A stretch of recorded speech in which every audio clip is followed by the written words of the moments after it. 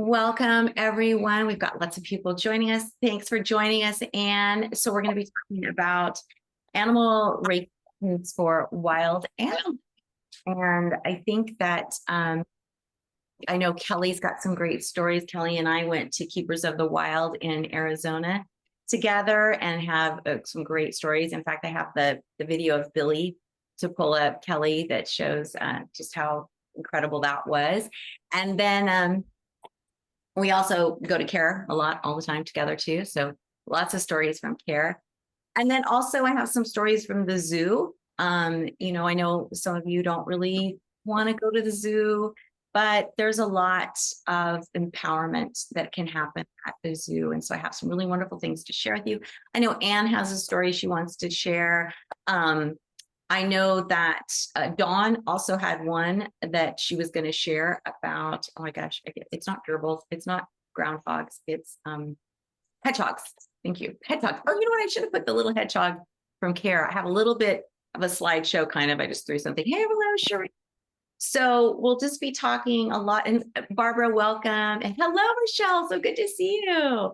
Thanks for joining us. So we have a lot to talk about. So I should probably get started. And if I pause, it's just because I'm trying to let people in.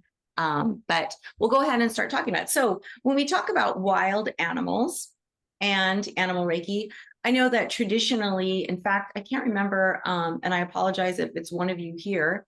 One of my students told me that it was Barbara. One of the students told me that she was talking to some ladies who do traditional human Reiki adapted for animals. And she was saying about doing Reiki with a tiger. And they said, you can't, because you can't touch tiger. So you can't do Reiki because, right? Hands on, hands off, Reiki off. That's their traditional thing with humans.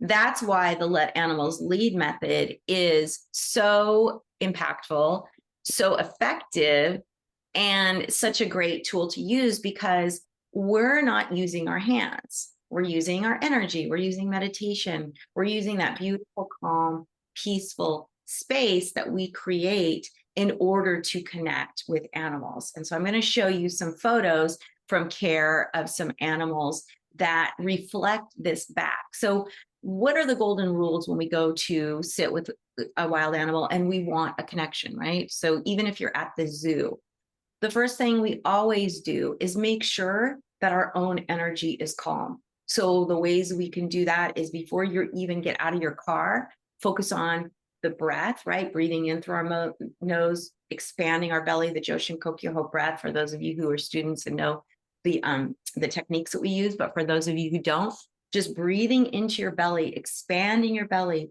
and then releasing your breath out your mouth. That is a scientific proven technique that stimulates your parasympathetic nervous system and will instantly start to calm you down, right? We want to be calm. We want to be joyful. So going into and doing a really quick joyful meditation, right? Where we do the breathing, we bring to mind something that brings us immense joy, and then we keep that joyful feeling with us. Then we go and sit outside the enclosure. Obviously, we're not going to go in with a tiger. Even all the years that Kelly and I have been going to CARE, no way would we get into the tiger pen cage. Maybe with Katrina, but even then, I've seen her when she eats, and I don't think that I would trust anything. I mean, even an accidental swat could take you out. So yeah. We want to make sure, right, Barbara? It's like, I don't want to go in there. But we just want to make sure our energy is nice and joyful, because just like when you have a friend come visit you, do you want your friend coming in and being like the angry Muppets, like, rah, rah, rah, rah, rah, okay, this is really serious, we got to sit and do meditation? Or do you want the joyful friends like, oh my gosh, Jimmy, I'm so happy to be here with you. Yay, it's so great. But you want to have joy in your heart when you go sit with them. And another thing you want to do is you want to be grateful. You want to say, I am so grateful to be here with you. Why do we do that? Gratitude is such an incredible energy. Hey, Dawn, thanks for joining us. And hey, not Dawn, sorry, Anne, Alice, God, sorry, I don't have my glasses on. I've been messing up all without my glasses. I need to put them on. I'm too vain. Alice, thank you so much. It's been a while since we started. Thank you for joining us. But we want to have that energy of gratitude when we go and sit with the animals, because that energy of gratitude shows right away that we honor them and we respect them. And that energy is really powerful. That energy to them is like, oh, they're, especially in zoos, they're not used to having people sit down and say, I am so grateful. I am here with you. I am so grateful to be in your presence, right? So that is really powerful. Hey, Monica, thanks so much for joining us. So that's really powerful. So having gratitude, right? And then asking permission. Do you mind if I sit here? Now, if they're in the zoo and they're far away, you're probably not going to get much of an answer. If you're at care, like one of the monkeys, he'll scream if you're in his presence. He starts to bang his pots and pans and he screams. But if you just move to the side, he calms down, because sometimes our body language is really threatening. So we just want to make sure that when we ask permission, we're actually kind of maybe turning to the side or kind of making ourselves small so that we're not trying to challenge them, right? So going in, joyful hearts, asking permission, showing gratitude, right? Those are the three most important things. Also giving our okay. And then we can share space. So I'm going to share my screen. And give me a second. I'm trying to pull up the right one. Let's see if this works. Put your glasses on. I know. Okay, so of course it's not going to do the one I want. So let me stop sharing. It's weird because I'm trying to share. I'm just going to share my main screen, and you guys can just bear with me for a moment while I get this up and running. So, and with Zoom, which I cannot stand, is that there's always that bar in the way, and I don't like it. So let's see here. And we're going to do the presentation. So I just threw together through Canva. I love Canva. If those of you who don't know anything about Canva, use, okay, of course I'm hitting present and nothing's happening. Sorry, people, I gotta move you one more time. I mean, isn't this just the way? I've got my presentation and it won't present. Present, please. Thank you. Oh my gosh, you guys, Mercury retrograde, I can't even use it as an excuse. There we go. There's Lola. So this is Lola from Care. She is a big black bear, as you can see, and she is just the most loving, kind, beautiful bear. And her heart, the energy from her heart just expands out. But here's the thing about Lola. Lola moves so slow. So you're not even going to be able to see if she is accepting you or not. The way you know Lola's accepting it is she kind of looks up at you, or she'll look towards you. One time she was in her little she's got an enclosure over here to the side, and it was really cold, and they don't like to, she was still kind of hibernating, and she snuck her nose. There was like a little hole underneath her enclosure. She snuck her nose and her eye out, and she was looking at me. So I knew she wanted me to be there with her, right? So wild animals are going to give way more subtle signs than like, let's say, a domestic animal. But Lola, we always know, I mean, she loves having people around her. She's just so loving and kind. And I just love this bear so much. And I have a really fun video I want to show you at the end that Kelly was with me when I took it. So when I went the last time in October, I played her the Kinks song Lola, L-O-L-A Lola, and she loved it. Now, how did I know that she loved it? She didn't come running up to the front of the cage. She didn't even do it. All she did was just kind of look at me. And then when I stopped playing it, she'd kind of stomp her foot. So I'd play it again, and she'd sit there and she'd kind of rock a little. And then as soon as it would stop, she'd stomp her foot again. Or when I came back, I did it for 5 days. I'd just come over there and play it for her because she loved it so much. If she was by the fence, she'd hit the fence for me to play it again. It was the cutest thing. I mean, so there's these bonds that we can have with these wild animals that you don't expect. But if you're open to it, it's possible. So that's sweet Lola. Now here's now sweet Hollywood. Oh my gosh, he was just the cutest. He's no longer there, but just such a sweet, sweet tiger.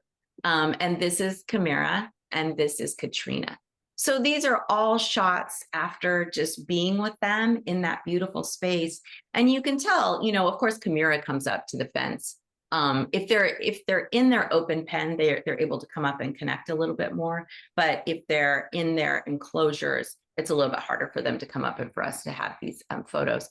But here is Katrina after a session, just completely zenned out. Hollywood loved, he came from a magician, and he was only at care for a little less than a year, but he passed away at care. But it was really nice that he passed away his last year with Kristen, because he got lots of Reiki, he got lots of love, and he was so happy to be there. So these, you might just see it in their eyes. They might, wild animals communicate a lot with their eyes. So be open to that. Be open to the possibility that they're going to not come up to the fence necessarily, but just look at you. And here's some more, like here's the little fox. This is with Kristen when she was in, and just completely zenned out. There's Hollywood again with his little zenned out tongue. And here's Tyrion, and he's just laying in his pool there, completely zenned out. So again, they're showing acceptance with their eyes. They're soft, they're relaxed. That's how you know that there is acceptance. Very subtle, right? You might, if you were not looking for that sign, you might miss it. So with wild animals, we always want to make sure that we give them that chance to just connect. And okay, yes. Oh, so Anne just sent me a message. She needs to share her story. So Anne, let's see. Yeah, I should be done with this, and I'll give you plenty of time to share there. And so here's the foxes, and they will come up to the fence. Sometimes they'll relax, but here, this was after a session, and oh gosh, I can't remember. I'm so bad with all their names. Kelly, if you want to unmute and say his little name, it's not Max. It's, oh gosh, I can't remember. But anyway, and this is a really spunky little raccoon that's there. Isn't that Jamie Foxx? No, the Maverick. I think that's Maverick. Oh, right. Yeah, they were in the other enclosure. Yeah. So Jamie Foxx is a different one. Not as friendly as Maverick. Maverick's super friendly. And then this is a little Maverick's roommate there. So just, they might come up, but again, their eyes are soft. They're not, aggressive. And then even the reptiles need love, right? So how do you know if a reptile is accepting? Well, the tortoises might come closer to you because they're attracted to that energy. The snakes, sometimes in the rooms, they'll just relax. Sometimes they'll start to climb up the glass, especially if we're chanting. They like that vibration, so they climb up the glass. But you might not get a lot out of a snake. But just know if they're not moving to get away from you or to go hide, that's acceptance. That's an openness. And so this is, I can't remember, Kelly, I don't know if you remember this little guy's name. He's a really friendly one. It was a newer snake for Kristen. And then here's Ngozi. So Ngozi is the crocodile. You are not going to get any type of really big response from Ngozi. Here he is. He's actually kind of covered in some of the moss from his pool here. He's got this beautiful big pool. And a lot of times, just his little eyes are popping out of the pool. But that's an acceptance, right? When he actually pops up, that's acceptance. He actually had been hiding out here, and he came out. And yeah, he could have come out for sun, but he was actually coming out for the students. He really enjoys the Reiki. He really enjoys holding space. And I think that now that he's in the front of the property, he's been a lot more engaged, and he likes being a part of it. I remember one time it was cooler. It was probably only in the 70s, and I was chanting and next to his enclosure here, and he was laying out, and his mouth was opening and closing when I was chanting, like he was chanting. So I asked Kristen, I said, what is that? Is that normal? And she goes, well, they do that to cool down when they're really hot. She said, but it's not hot, so he wouldn't be doing that. So he was enjoying that chanting and just kind of making that connection with me, right? So again, subtle signs, or signs that might be kind of out of the ordinary, right? These are things that you look for when we're with wild animals. And just because they don't come running to the fence, or they're not giving you those big signs that more domestic animals do, doesn't mean they're not connecting. And here's at the zoo. So I've shared with you all how I've taken people for World Animal Reiki Day to the zoo, and what happens at the zoo. So this is a little elephant, and I went up to her little enclosure. She was just kind of standing by the water, and I said, thank you. You know, I'm so grateful to be here with you, and I would love to stand here with you. And she started to play peekaboo. So she started to go down in the water, and then she popped up. This is when she popped up, you know, like the 5th or 4th time. And I'm looking around me going, is she connecting to me? And she was. So, you know, they want that connection at the zoo. That's why even if you are against zoos, the animals don't have a choice. They have to be there. And yes, it sucks to give the zoo your money, but the zoo's money, the money you give helps to feed them, helps to enrich their enclosures. It helps them. So I know we have some reservations about zoos, and it's this fine line, right? But the animals are there. And so I always encourage people, please go. Here's another photo. So I can't remember which one of these is the mama, but there's the daddy. And some of them are babies, but they're grown up now. So I took, you know, the group there so that we could see and honor. And there are a lot of people in front of us. And you can see, not these, but these animals, you could feel that connection. And you know it's real, because there's that moment in your mind go, are they looking at me? Because you feel it. But our humanness is like, oh, there's no way they could be looking at me. It's a crowded spot, blah, blah, blah, blah, blah, right? We talk ourselves out of this beautiful connection. So trust your intuition, trust your gut. I'm saying these beautiful lions were looking at us. I'm going to stick with it. And here's the elephants. They came forward, they're connecting. Just such beautiful elephants, are so sweet. And I think this was Packy. He was like 54 years old, but he's since passed. And this is from the Oregon Zoo. And I've told this story many times about the crocodile. When I took the group in there, and this crocodile was laying down at the bottom. And one of the students said, oh, how tall do you think he is? And I said, well, he's probably around 6 feet tall, but I wouldn't know unless he stood up. And right when I said that, he started to stand up. So one of the students took a picture, did this series. So here he is starting to come up, here he is getting up, and there he is standing. And I'm like, yep, he's about 6 feet. So they understand us. You know, that was such a huge lesson in how much they understand what we are saying and trying to share with them, right? You know, we think, oh, they don't listen to us, they don't understand us, they're being really aloof, but they're taking in everything energetically, which is why we have to watch our own energy when we're with these animals. And let me see, is that the end? That could be the end. I think it must be, because it's not going any further. So let me stop sharing. So when we're with wild animals, it's just really important for us to, you know, let go of our disbelief, let go of our ego that's going to tell us this isn't real, they're not really connecting, this isn't happening, right? We want to make sure that we are open, we're expansive. And in my, we're in week 6 of the Animal Reiki for Reiki Practitioners class, and it's all about Seiheki and expansiveness. And Dawn and I were just in class together, and it's just such a wonderful reminder that when our minds are expansive, right?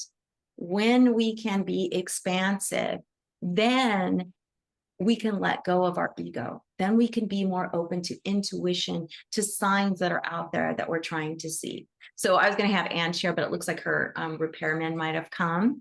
So I'm going to go on, and I'm going to talk a little bit about another incident that Kelly and I had with this baboon, and why it's so important to set your energy and yourself when you go to visit the zoo. So Kelly and I, before we went and taught a level 1 class to the staff at Keepers of the Wild in Arizona, we you know, meditated with the property, right? Like, we didn't know what animals were going to be there. A lot of times you don't know what animals will be there, what animals may have passed, because sometimes the website isn't up to date. So it's just about sending your love and your light to the property and saying, we're coming, this is what we're going to be doing. You're not trying to communicate or hear back and forth. You're just sharing. So Anne, I'll open it up to you now, and I'll go back to my Billy story in just a second, because I know Anne had something that she wanted to share, an experience that she had with a Cooper Hawk, and then she has to go. No, actually, I just let the service guy in and he's doing his thing, so I'm good. Please. Okay, well then let me story. finish my story and then I'll get back to you.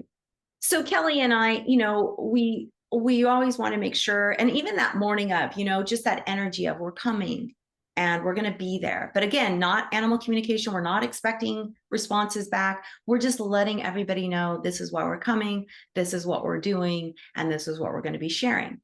So when we were doing the tour, and I think I've shared this before at Keepers of the Wild, we were in a Jeep and the managers were telling us all about the animals. And a lot of the animals were coming front and forward to the fence. And they're like, oh, wow, that doesn't usually happen. It's really interesting. They're like really connecting. And Kelly and I could see the animals really connecting, looking at us, locking in with us.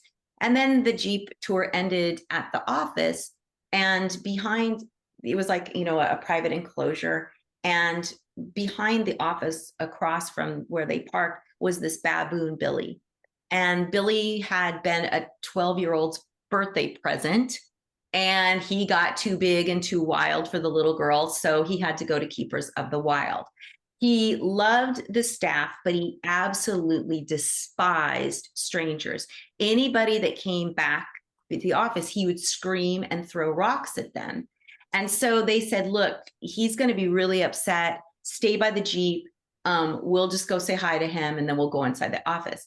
Well, when we got out of the Jeep, Billy saw Kelly and I, and he was upset, but he wasn't screaming and throwing rocks. Like, he was just kind of like, but he wasn't like, usually they say he is like screaming and just like throwing rocks to like try to, make the stranger go away. But he didn't do that. And they were like, wow, that's really impressive that Billy was like that. So I'm going to share with you what happened the next day. So this was 2 days later. So that was the first day where we met everybody. The next day we started class, and we didn't go by Billy's enclosure at all the first day of class. We stayed over by the coyotes and other animals, tigers, lions. And then the second day we went back where the monkeys were, and we went behind where Billy's cage was. But none of us were even thinking about Billy. Even the staff who were in the class, they weren't even thinking, oh, Billy's there, he's going to be upset. So we were just by the monkeys. We did a session with the monkeys. And then when we were leaving, it was so, and I get emotional because this was acceptance by Billy, which Billy was the one animal in that whole enclosure place, because it's not a sanctuary, it's a public place, the whole place that didn't like humans. And this is what happened when we left. So I don't know if you can see Billy here. Can everybody see that? Kelly, if you can nod your head. Okay, perfect.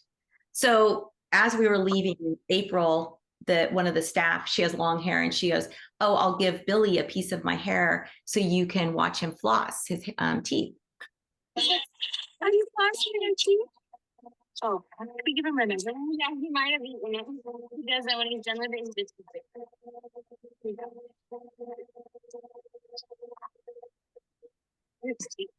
yeah, very hard. Somebody who flosses. And you could see in that he was completely relaxed. I was right 2 feet in front of him filming that, and he's completely relaxed. Total change from being scared of and violent towards strangers to being open and welcoming towards strangers. And in fact, when we were leaving, and I don't know, Kelly, if you want to add after I finish this, when we were leaving, April, we were walking around his cage, and April goes, oh, that's really weird. He didn't scream or throw rocks.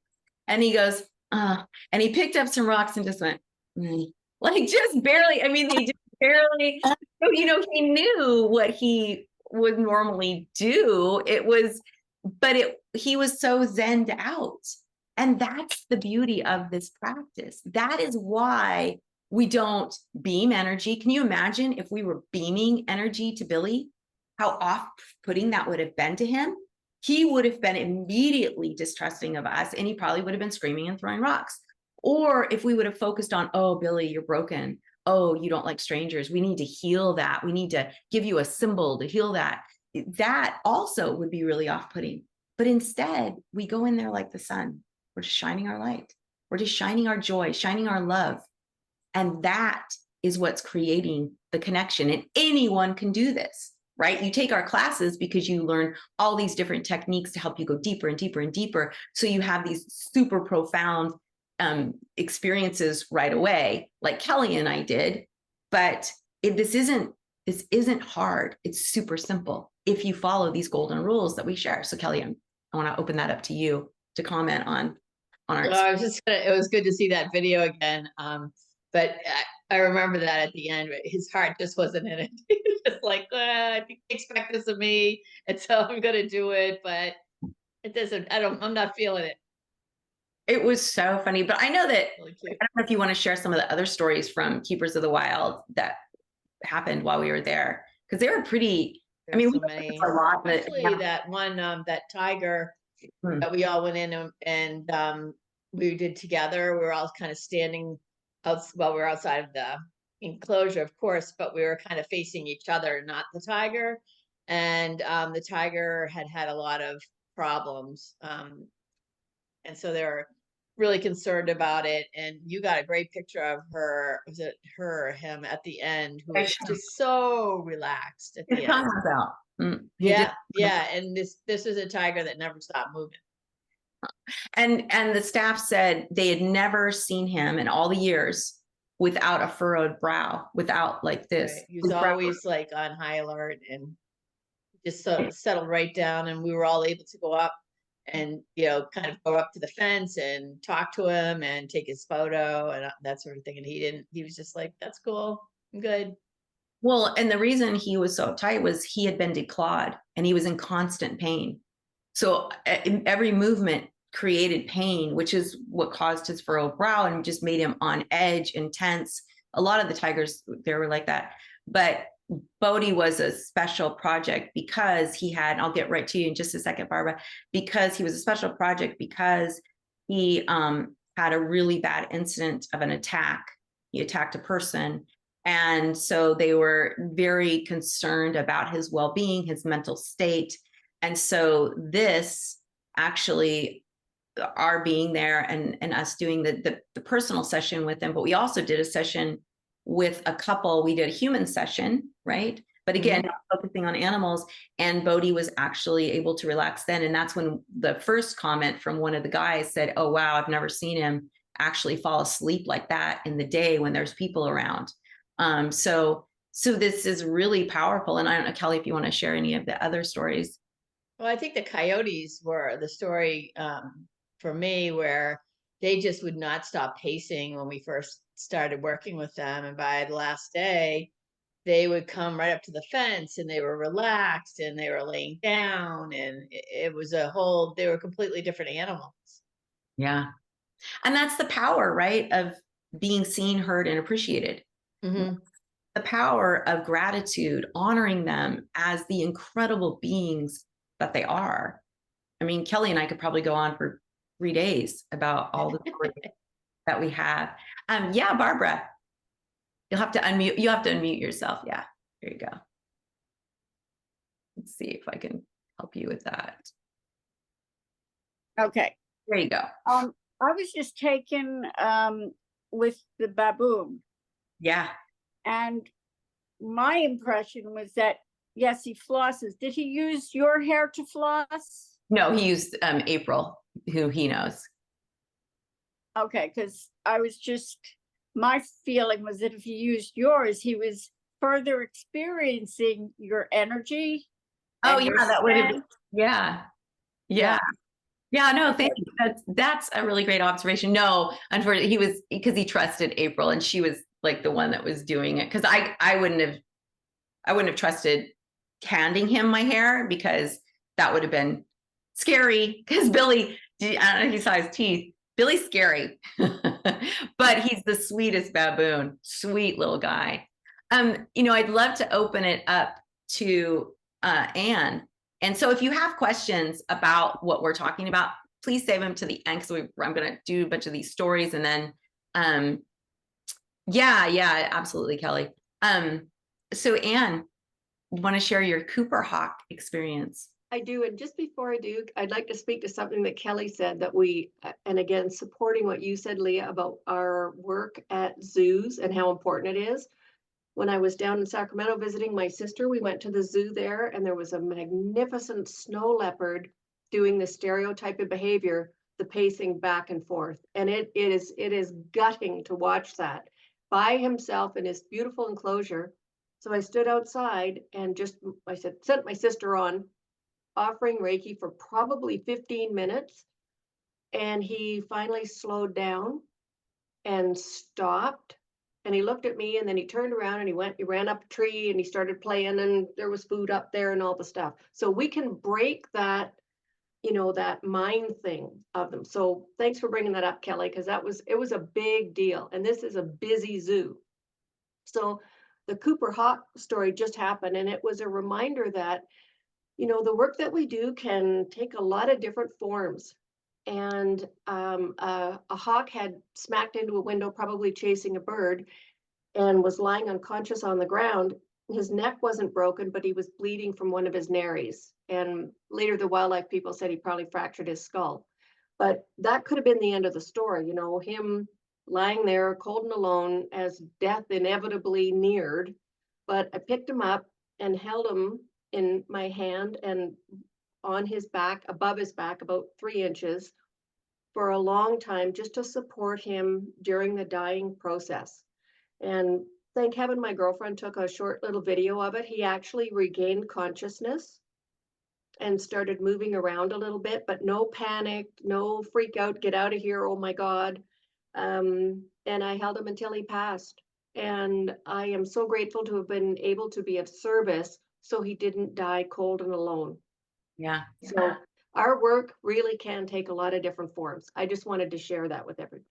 Thank you so much for that, Anne. Yeah, because it's not always a perfect ending, right? It doesn't mean the animal is going to heal, but how empowering to know, again, seen, heard, and appreciated, honored, right? Honoring. That is the magic sauce here, people. Honoring animals in a way without our ego. And it's hard. And that's why you take the Let Animals Lead classes, because you learn techniques to let go of your ego, to let go of that need to fix, to let go of the needs to, make things better, because humans better isn't an animal's better a lot of times. So thank you so much for that, Anne. I love that. And yeah, I should have showed that little video. It was really sweet, but just, and also, Anne picked up the animal. If you don't have to pick up the animal, you can just sit there and hold space. I've had to do that for a bird. I didn't pick the bird up. I just sat next to the bird and did that too while they were healing. The bird actually flew away after I was sitting there.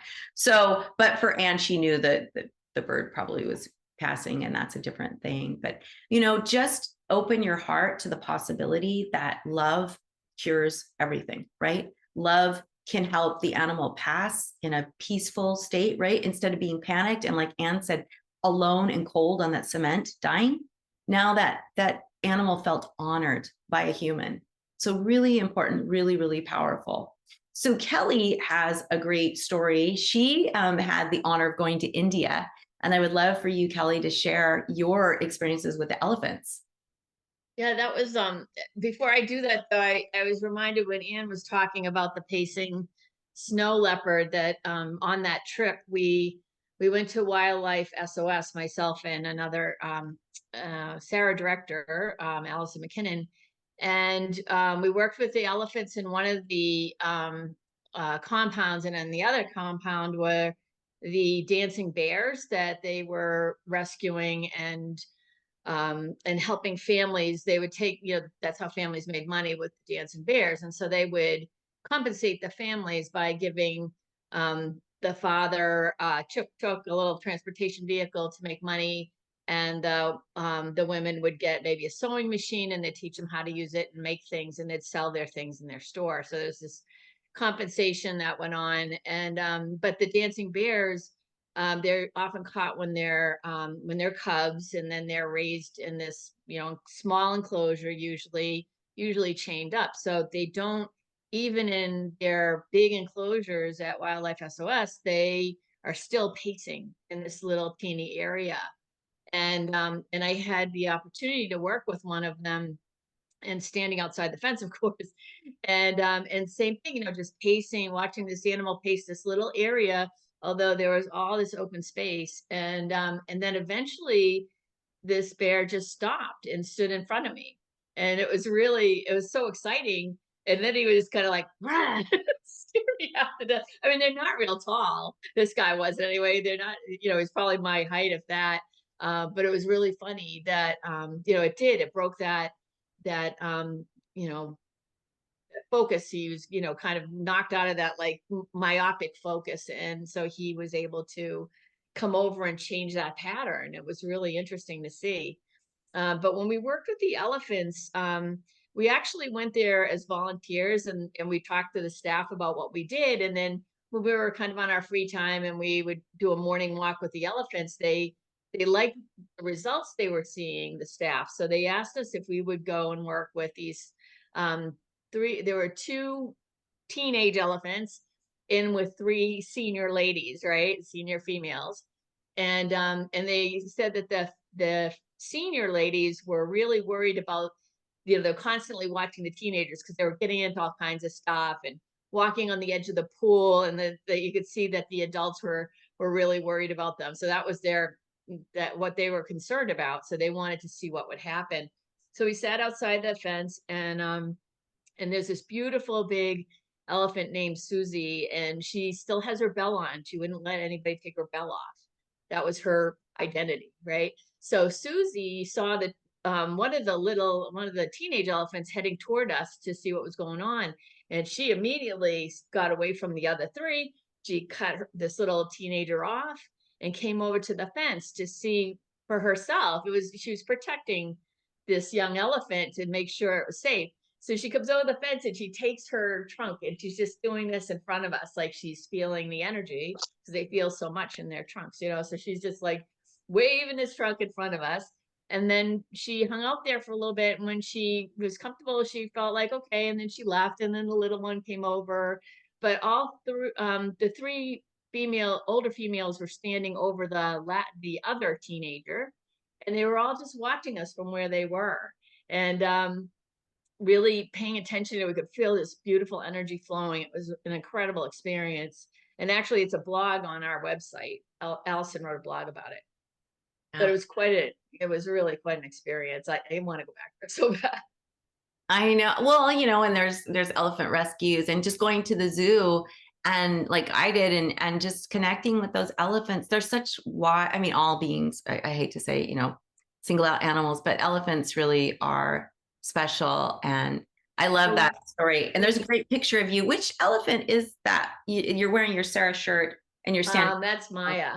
When we went out in the morning, we were able to walk with them. Maya and Fukali were the 2 elephants we walked with in the morning, and we got to do like walking meditation with them, which was amazing. And so they just walked alongside of us, and they gave us the mahout who took care of them gave us bananas to feed them, and then we got to wash them, get in there and wash them down. It was really fun. Feed them other food. It was a great time. Oh my God, I love that. Highly recommend going to Wildlife SOS for their weekend volunteer thing. Yeah.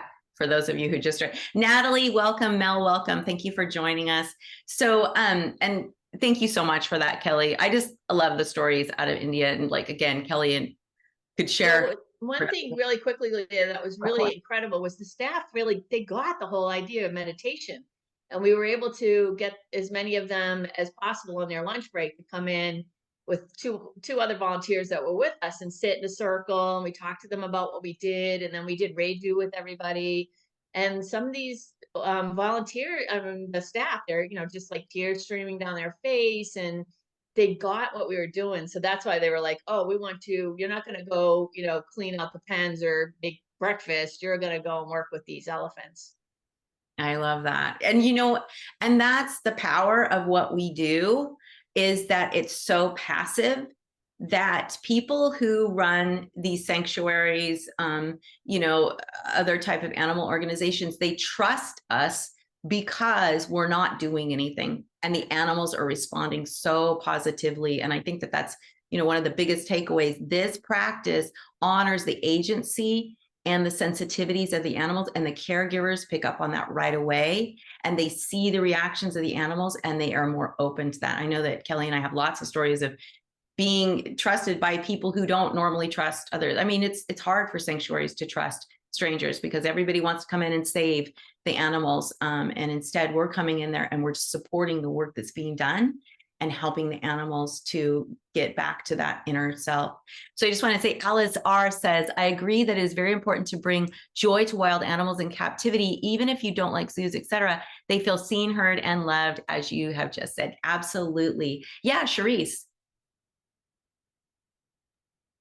Just wanted to thank you. All of you, I just love this topic. It's so important. And I was just going to back on to that one about how important it is to go to the zoos. I have a historic problem with zoos. My background is advocacy against the zoos and everything. And so I went recently, last year, to the Phoenix Zoo. And obviously with all my Reiki training, I walked in, I was going to be empowered. I believe why we need to do it. I put aside my academic intellectual quandaries about it. And the first animal there was this mountain lion, gorgeous mountain lion, pacing, very, very agitated, very agitated. So I walk in with my purest heart and have a complete meltdown, falling apart. I'm completely in her space. I'm feeling her anxiety. I'm completely anxious. She starts really getting anxious. And so I walked away. I realized this is not going well. So I walked away and I had a complete meltdown. I just completely lost it for her plight and the way people were treating her, because she was so agitated and people just wouldn't leave her alone, talking to her, running around her. And I felt she just needed them to go away. So fortunately, my husband was there and he came over, he rescued me. He said, we're gonna leave the mountain lion. We're gonna go, let's just walk around, let's take a breath, let's just walk around. So I had some more positive experiences. I had a really beautiful experience with a giraffe. It was fine. So I was better. And I walked back to the mountain lion, who was still in this state. And I walked over and she looked up at me and she had we had this locked in, and I was like, I'm good. I thank you so much for being here. You are so beautiful. So I went into all the practices that Leah's taught me and we've learned. And she laid down. And it wasn't even a moment of crying. It was such a pure moment of joy. And I left feeling so centered. And I left her feeling so much centered. And mostly what I left with was, the zoos are hard. This isn't where we want them. But they don't have anybody coming in and doing what we're doing to give them the moment of peace. And we can't take them all out of captivity. Or we don't have that power as an individual, but as an individual, I could go in and for a moment, I could let her lie down, even though she had this chaos around her.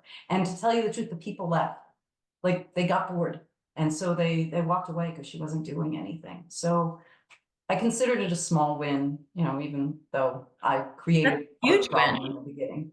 That's a huge win, Charisse.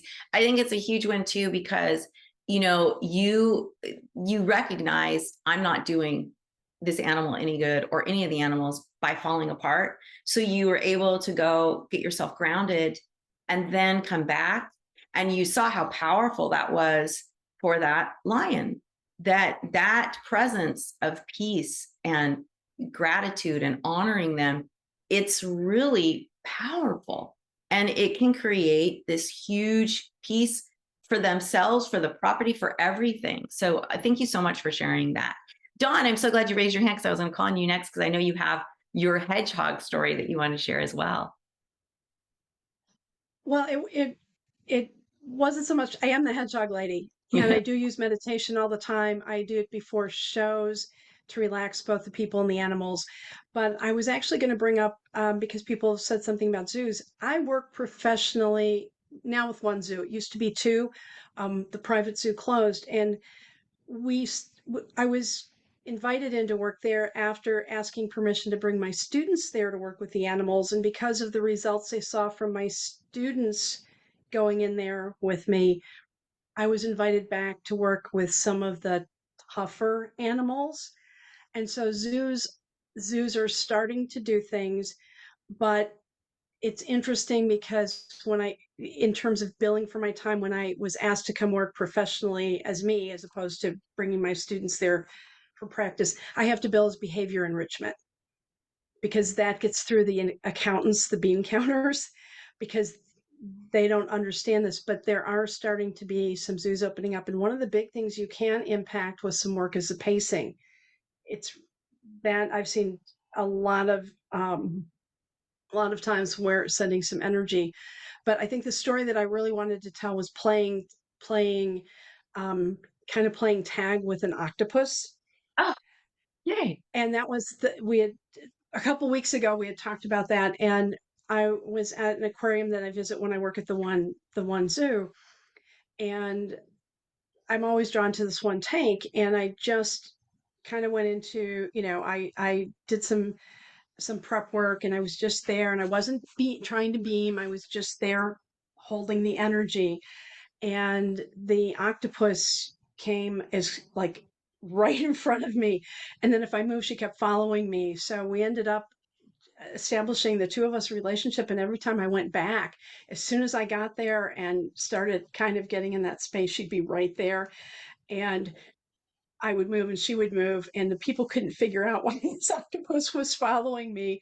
And I never said anything. So a lot of times one of my friends was with and she knew, but no one else did. And not only the octopus, but a lot of the other fish went wherever I went around this very large tank.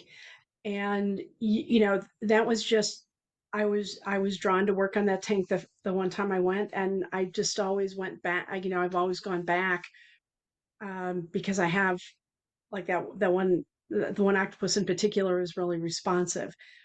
But you can do a lot of good on your own, and I want to, I just want to be encouraging because even though they don't, even though you can't go in there and say and bill as a Reiki practitioner at the zoo, doesn't mean that more of them aren't going to be open to it, because I worked with a large animal curator and I'd worked with her personal dogs, and that's why I got invited in to work with the elephants and other things there, was because I had first worked on her with her dogs and she'd seen results.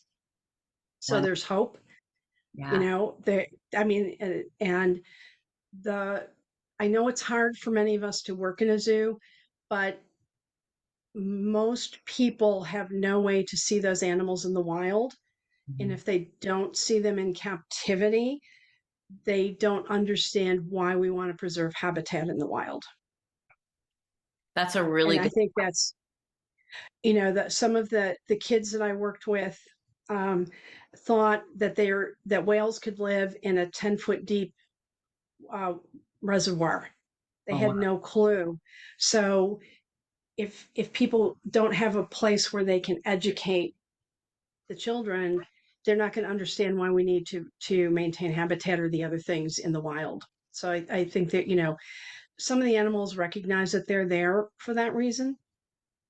But I just encourage you to consider working at a zoo. I mean, going and practicing with animals at a zoo. And I think more and more of them are going to open up to having people come in and do this professionally as they see the results.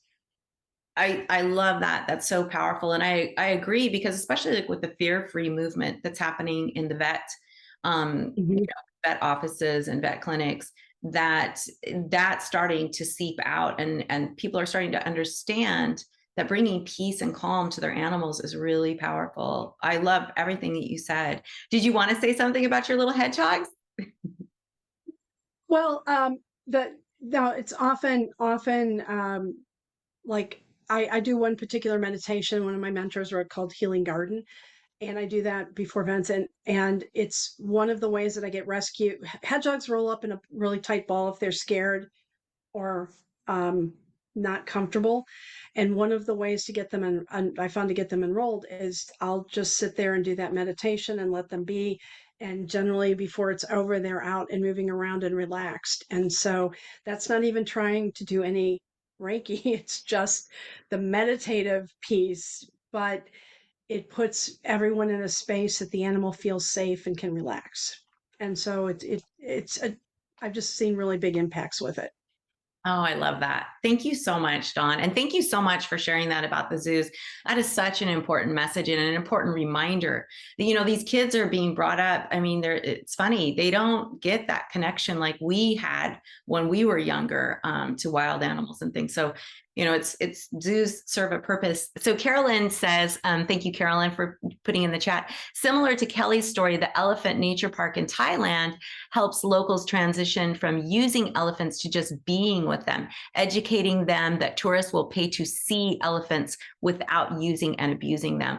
That's such an important message. Thank you so much, Carolyn. And I don't know if you went to Thailand or if you just heard that, but thank you for sharing that, because it's another important message. And maybe that's really where we're kind of going to be going towards. It's just like where Kelly went and they were exchanging things of value for the bears so that they're no longer using these animals as a way to make money. They're actually honoring the animals and they're finding different ways to make money. And then, oh, Carolyn went and volunteered with them. Oh, wow, how amazing. I don't know if you want to unmute, Carolyn, and share anything, and that's totally fine if you don't. But that's really cool that you were able to do that. So I don't know if anyone has any questions about what we've been talking about, or if you want to share anything. And if not, I'll unmute. Yeah. Oh, great. Thanks, Carolyn. I'm so glad. Hi, I'll even try my camera for a minute. Okay, anyways, whatever.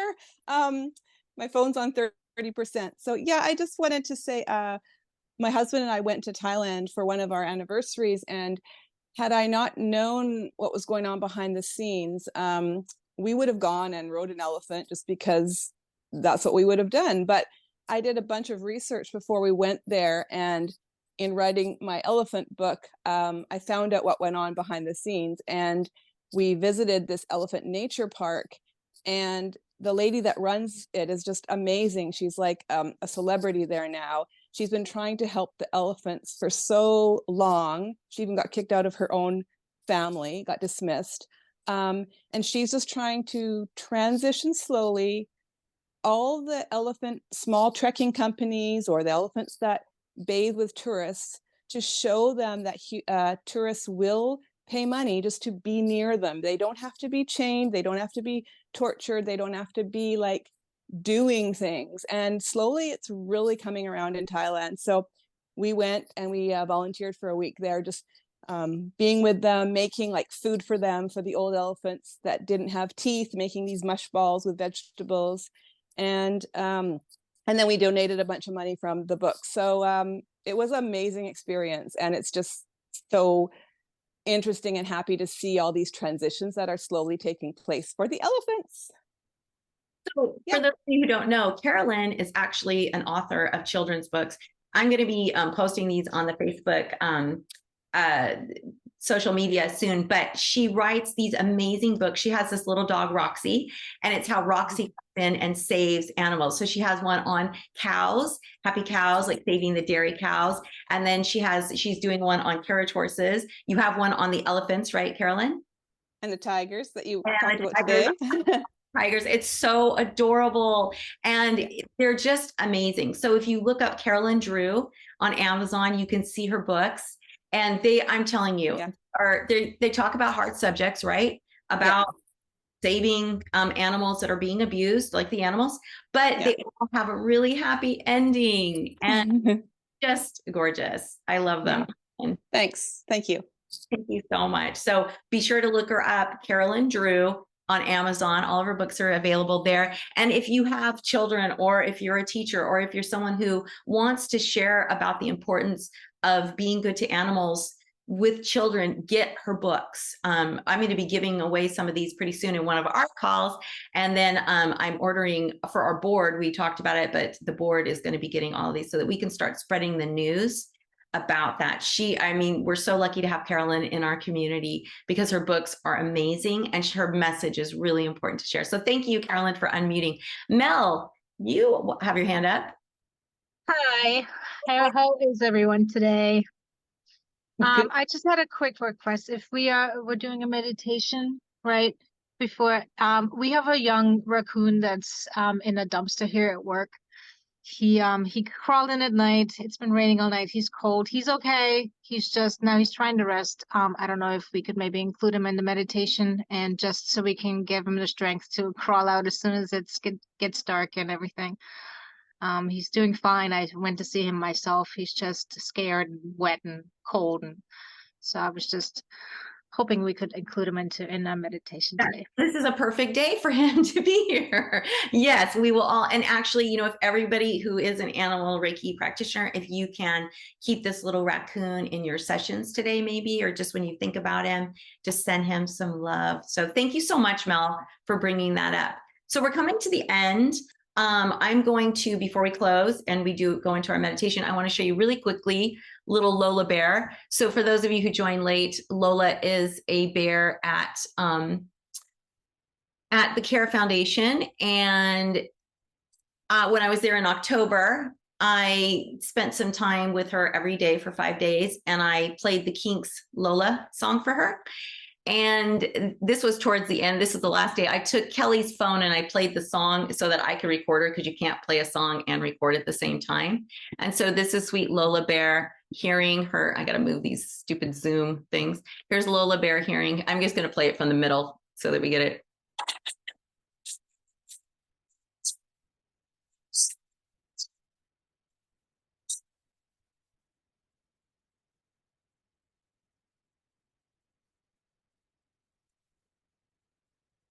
So you can see that Lola, she, because bears are so slow. Lola was like actually almost singing her little song. She kept on, blah, blah, blah. And so when I stopped, she was right next to the fence. She banged on the fence to do it again. So I would have to like play the song like 5 times for Lola, so she could just sit there and just kind of rock and hear her song. And then it would end and she'd bang and I'd have to go, okay, Lola, I have to go now. We have to stop the song.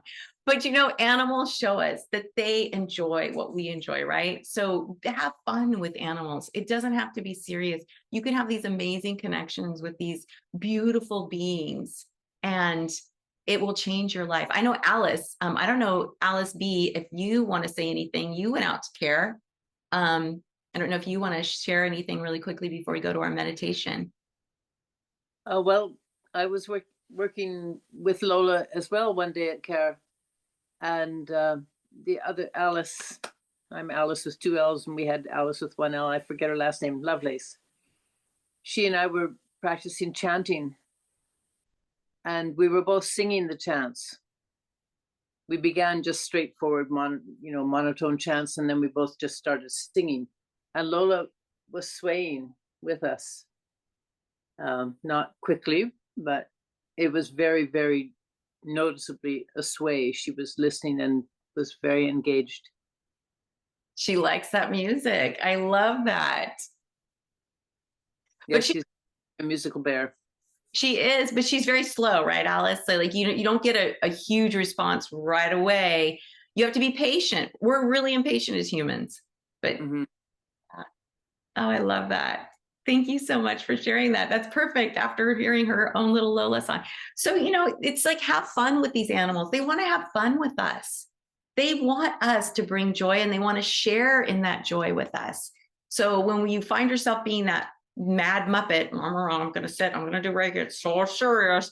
Remind yourself, no, this is actually a really joyful experience. It's something I want to share. And I want to give a special shout out to Anne again for sharing that really powerful, moving story that you shared about the equines last week. Anne, I cannot even tell you how many times I've shared it with students and other people, always, of course, giving you full credit. It was just such an amazing story about how one person can make huge change. So if you didn't watch the Equine Reiki call, be sure to catch it, because Anne shares a really powerful story, and it's really encouraging and heart-opening. So let us do our meditation. We'll go into just our regular Joshin Kokyoho meditation. Oh, whoops, I actually hit something here. You can, okay, great, perfect. All right. So we will close our eyes to close out all distractions. We'll bring our hands into Gassho, and we'll set our intent that we're open to receive whatever it is that we need most at this moment in time. And we will set our intent that we are creating together a beautiful healing circle. And even for those of you listening later on, you are a part of this circle. And let us invite any animals, people, or situations that need extra support, including the sweet little raccoon that Mel mentioned. And whenever you're ready, you can bring your hands face up or face down on your lap. And just focusing on your breath, breathing in through your nose, pulling your breath deep into your belly, expand your belly, expand as wide as you can, and then slowly release your breath out your mouth. Just a couple more breaths like that, breathing in deeply into your belly, expand your belly, and then slowly release your breath out your mouth.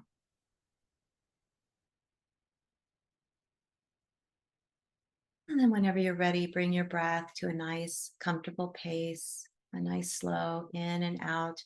You can breathe in and out through your nose or through your mouth, whichever is most comfortable. And I'd like you to imagine you're breathing in a clear light, and that light comes down into your belly and ignites your own inner light. On the out breath, your inner light expands. Breathing in light, connecting to your inner light, and expanding your beautiful healing light throughout your entire body. With every breath in and out, your inner light expands until every cell of your being is illuminated in light. And as you breathe in and out, the light expands out into the space around you until you become a beautiful light like the sun. Your light can be any color you see. It could be gold or purple or blue, or it could be multicolored. This is your own beautiful healing light, and it is the light the animals connect with. It is what the animals see when you come into their presence.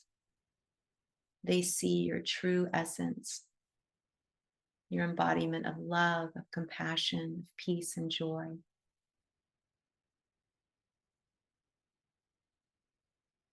And just focusing on that beautiful feeling of love and light.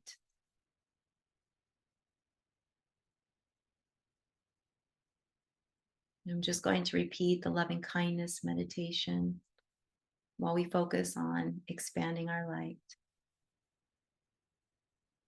May I feel safe. May I feel peace. May I be happy. May I be blessed with love and kindness.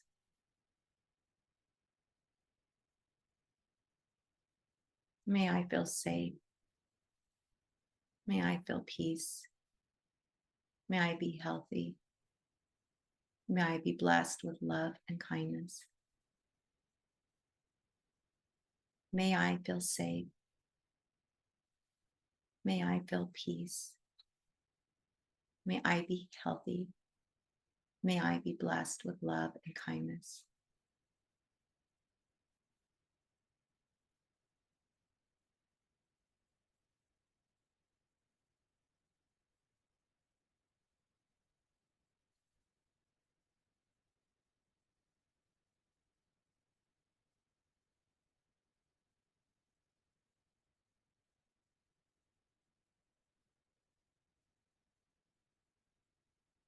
We bring our hands into Gasho, and we give thanks to all who joined us. And we give thanks to ourselves for being here today and for being open to all beautiful lessons the animals have shared with us. Whenever you're ready, you can open your eyes and bring yourself back. Thank you all so much for being here, for sharing your stories, for making this community. Thank you so much. Carolyn says her Amazon defaults to Nancy Drew, not Carolyn Drew. So she put a link there, and we'll also share that link in the YouTube notes. So be sure to click there as well. But I want to thank you all for being part of this community. I'm a little bit emotional about it. It's a beautiful community. Oh, I see that Ree joined us. Hello, Ree. We're just ending, so hopefully you can catch the replay. Ree is joining from Japan. She's a vet in Japan and has studied the Let Animals Lead Way. So it's such an honor to have her here with us.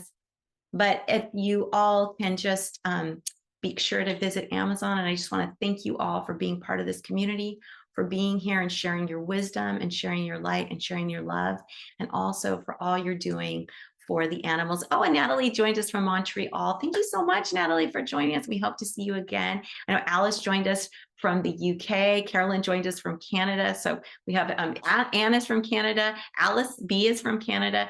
So we have lots of different international people with us, which is always so wonderful. Oh, and then Anne Sherman is from Panama. She's in Panama. So it's a very continental group that we have here, but it's a lovely, wonderful group. And just know that, thank you so much, and that as we create this community and bring our energy together, we elevate the energy of animals and people all around the world. So when we come together, we're not even just coming together to share stories, we're actually elevating the energy of love and compassion for animals. So thank you all so much. I will see you next week when we're going to talk more about love and compassion, or loving kindness again.